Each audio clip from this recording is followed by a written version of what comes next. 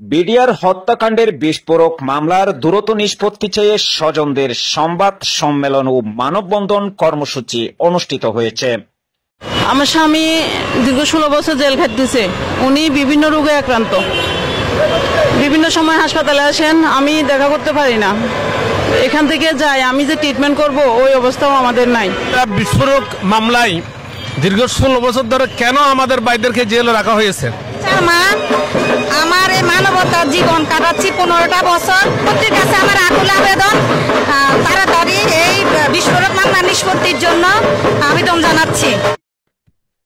গত 25 ফেব্রুয়ারি 2009 ইংরেজি তারিখে বিডিআর সদর দপ্তরে সংঘটিত ঘটনায় বিডিআর হত্যাকাণ্ডের বিস্ফোরক মামলাটি দ্রুত নিষ্পত্তির জন্য 5 শতাধিক বিডিআর সদস্যদের পরিবার বর্গর পক্ষ থেকে মাননীয় প্রধানমন্ত্রীর কাছে মানবিক আবেদন করে মানববন্ধন ও পরবর্তী সংবাদ সম্মেলন করেছেন। বৃহস্পতিবার 6 জুন 11টার সময় Chattogram press club S Rahman হলে সংবাদ সম্মেলন ও প্রেস ক্লাব চত্বরে স্বজনরা এই মানববন্ধন করেন।